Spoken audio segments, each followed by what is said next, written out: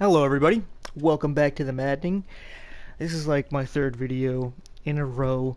I decided I'm going to do some defense in this one, talk about the red zone. One thing about the defense that is different from the offense is that the offense dictates what you do. That might be a personal opinion, but on offense you get to dictate the defense.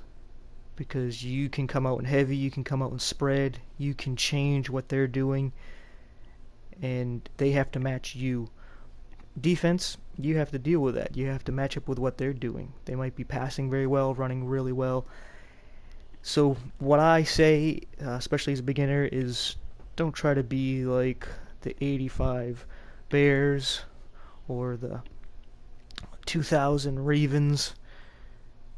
Just play more of a bend don't break defense. Make them have to play a lot of plays to get down the field. Hopefully they make a mistake and make them get to the red zone where you can play tighter.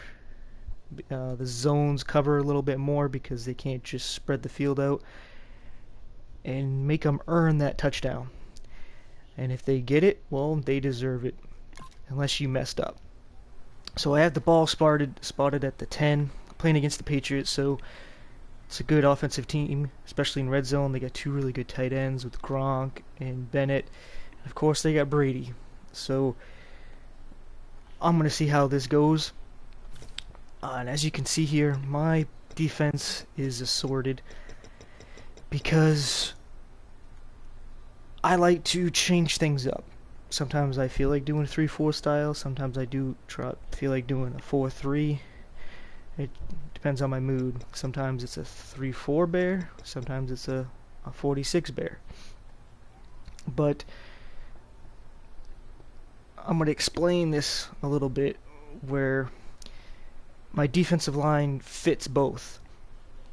Because for some reason, the Texans, though they play a 3-4 defense where your three defensive linemen here, which would be 90, 75, and 95, should be big guys. Like 300 plus pound guys, but still able to get to the quarterback, but mainly run defenders, and they take up blocks, so the four linebackers, numbers in the 50s there, can make plays. But number 90 there is more of a linebacker. He's like 260, 270, great athlete. But for some reason they put him at right end. Should be opposite J.J. Watt, but he's out for the season, so I can't put him in here. But it would work out both ways for me because I have Big Vince in the middle.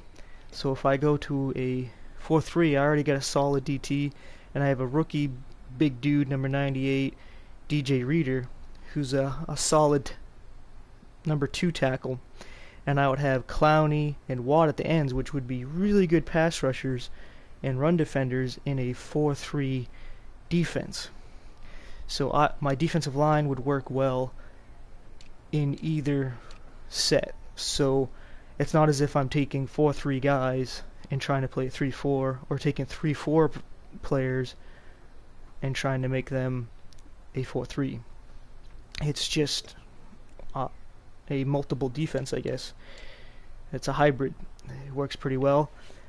So what I'll end up doing is, when I use a 4-3, I have two blitzing linebackers for my 3-4, number 59 and number 51 there, Merciless and Simon.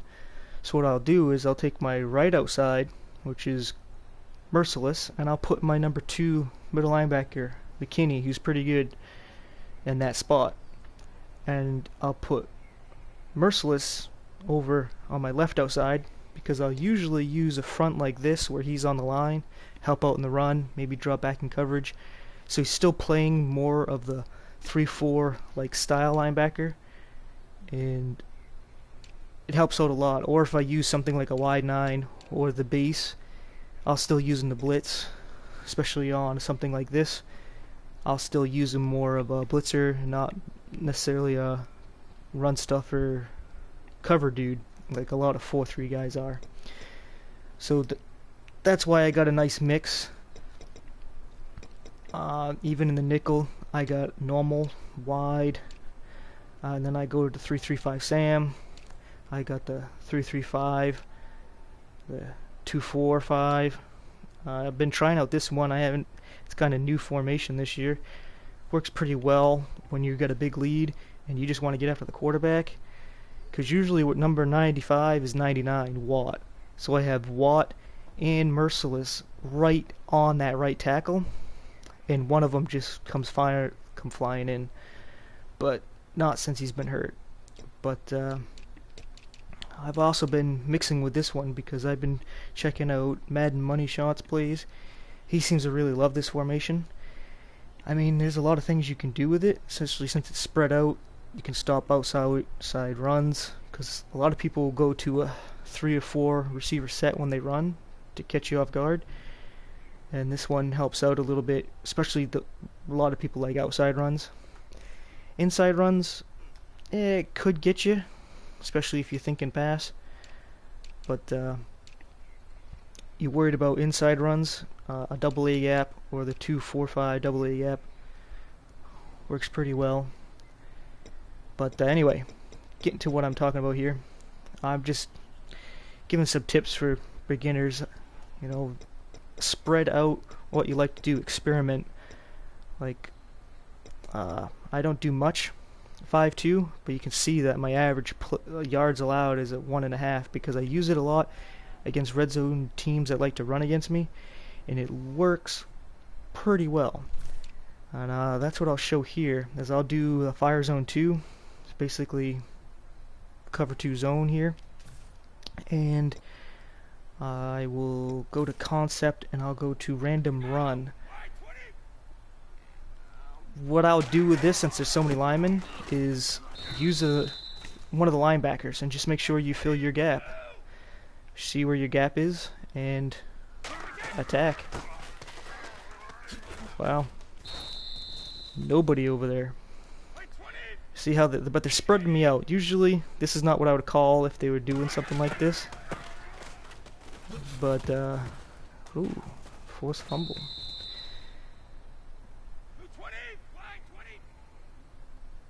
Try here, they got 2 tight ends, this should work well. But this works well. Now I will switch it to show it's decent against the pass, but as you can obviously tell, not the best choice if you think, oh, this guy's gonna pass against me, but it can do surprisingly well. And I'll show you one thing I like to do, is let's do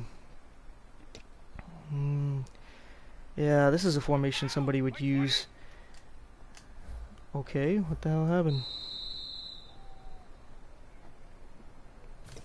I thought I did random play out of that formation. This is a formation, I think. Where the hell did they go? Right here. Go here and go random play from here. Is I'll take this guy, the center of the line here. I'll put him in a spy. So what I'll do is if it's a run, I come running in. But if it's a pass, well, I'm going to cover the middle, because what you see end up happening is the linebackers tend to spread out in their coverage. So I get ready for the run, and then I just drop back.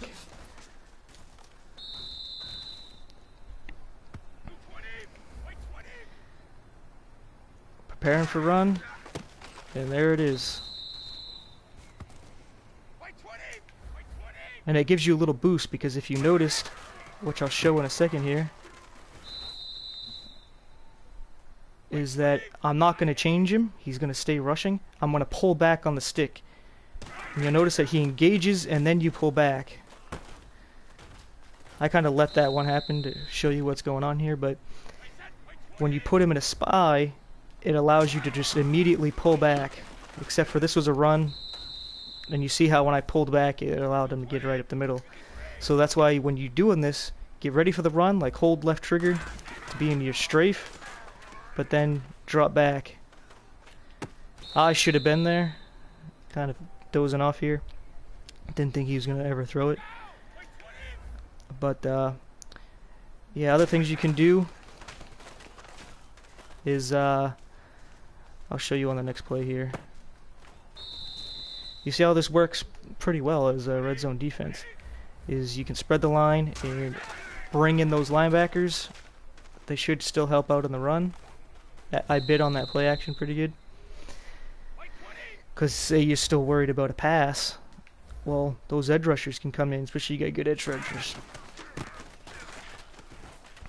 But, you know, it will open it up a little bit for the run. But that's why you bring those linebackers in. Whoops.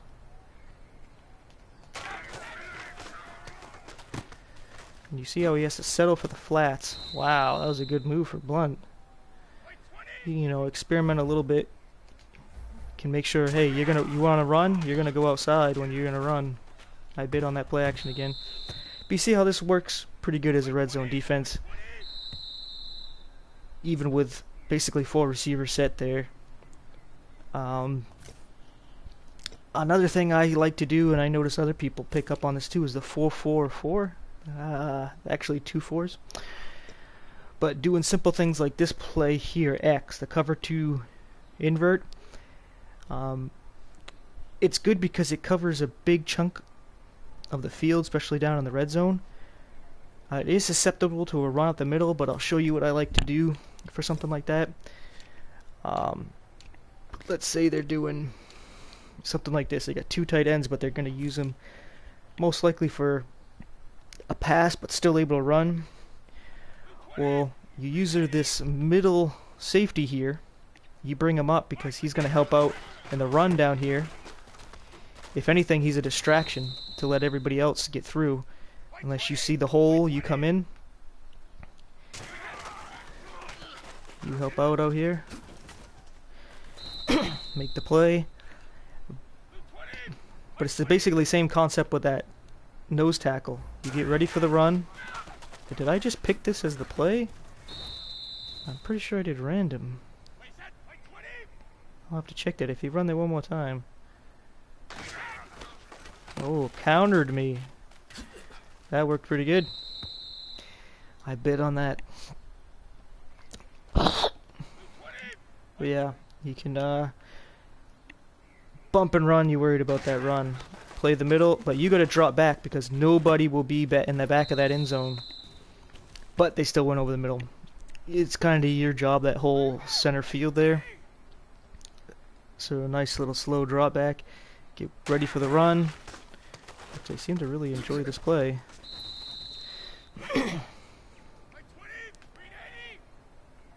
Maybe spread the linebackers out.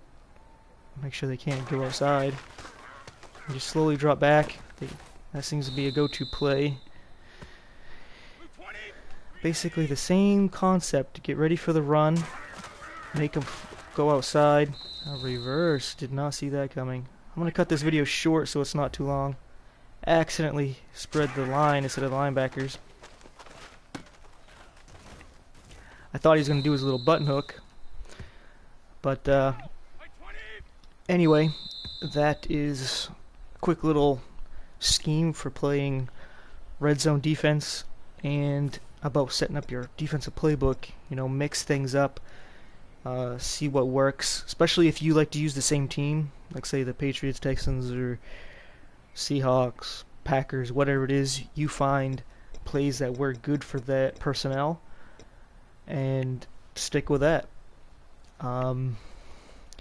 But sometimes I switch up the team I'm using. I'm usually using the Texans, but sometimes I'll use somebody like the Jaguars or Patriots or Cowboys, Vikings, you know, try out some of the hot teams right now. And yeah, so that's why I like to keep a nice balance of what I'm doing. And that's why even in my pistol formations will keep some read options, because I'm not going to do a read option with Brock. But if I try somebody like the Jaguars, I might do that with Bortles. I might do it with Dak Prescott on the Cowboys. But so I got it there to use. That's why custom playbooks are I think way better. You know, I do like some base playbooks, but making your own, there's nothing like it. So anyway, I'll cut this off here. Thanks for watching and take care.